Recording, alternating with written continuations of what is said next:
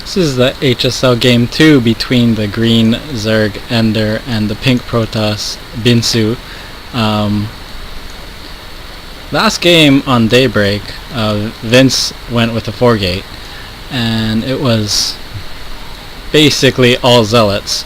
He tried to push up this ramp of Erin's, and it didn't quite work. She had 2 spines up, she had a ton of units, and she didn't overdrone, which is basically why most Zergs do die to 4-gates. They die because they overdrone, and she didn't do that. So, oh look, the Binsoo probe is running out with the minerals in his mouth. Sorry. Anyway, so she didn't overdrone, and she made a lot of units, and that is a really hard counter to 4-gate. Unfortunately, Vince had blocked himself in his base. It delayed his expansion long enough for Erin to get a big enough lead that she basically just crushed him, walked over him with a pretty cool Nidus play. So once again, on this map, Metropolis, it's on the ladder. You can only spawn cross. So Vince knows that Erin has to be in this position where he scouted, or this position where the probe is queued over. He cannot be in this close. She cannot be in this close position. This is true on the ladder. This is true on every iteration of this map. So just something to note. And we see a forge going down here, so it looks like Vince is going to be going for a forge fast expand, whereas Erin is going for, it looks like a 14-14, a much more standard opening than what she did last time. And let's see, going up to 15 drones, so this one should probably be an overlord, and we will see from here. Let's see, so, yeah, it's going to be an overlord. Look at the money. Oh. It's 2 drones. Okay, whatever. It's not a big deal. Actually, Erin's gonna scout this forge. That's kind of nice for her. And Vince is building a cannon before Nexus. This is actually kind of smart. Actually, he scouted the fast gas. He scouted the fast pool. It's smart to put down a cannon here.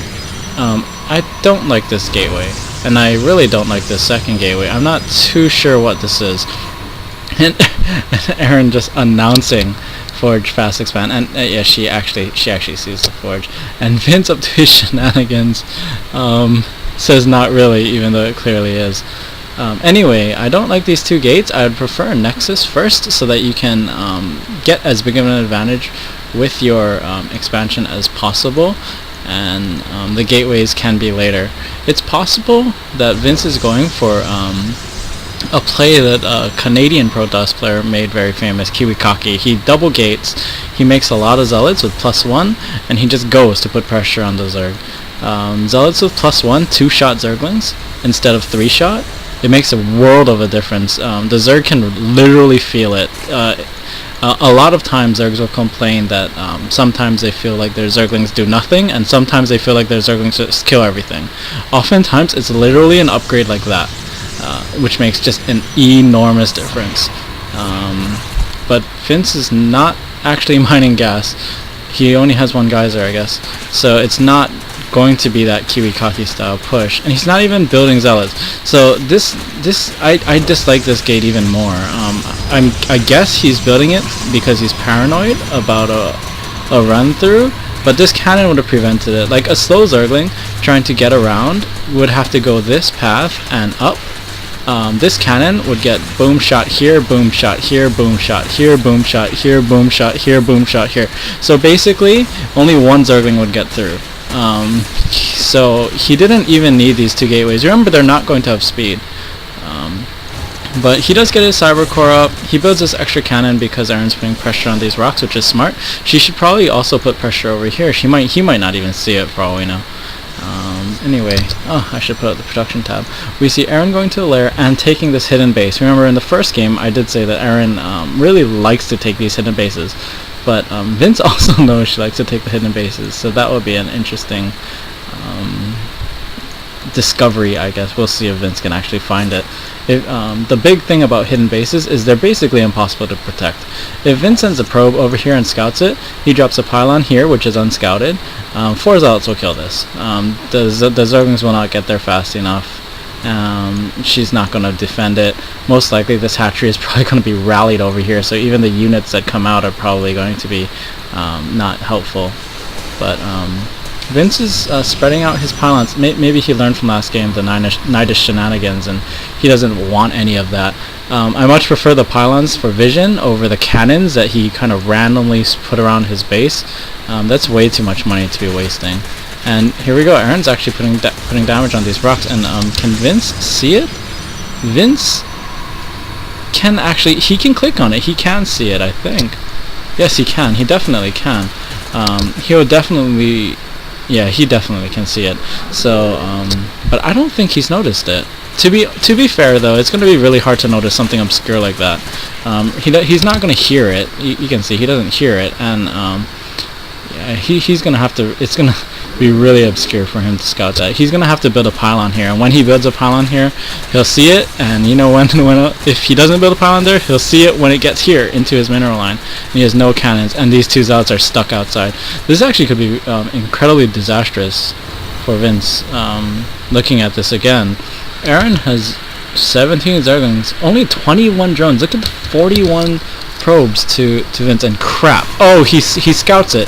He scouts it. He says crap. He has warp gate, but he's still building these two zealots out of gateways. Vince, you have warp gate. You have warp gate. That means you can warp in. Oh no.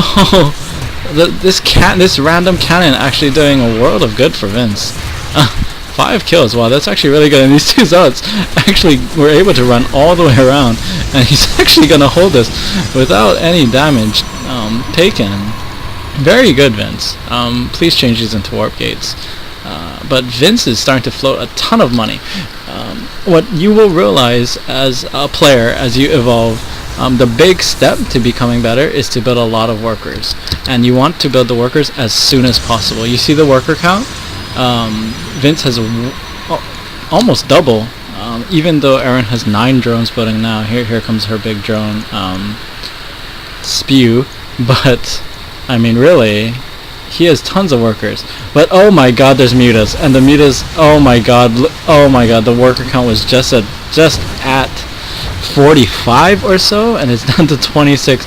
Vince, I guess, didn't run his workers, and these 4 gateways. Oh man, he's in a world of hurt right now.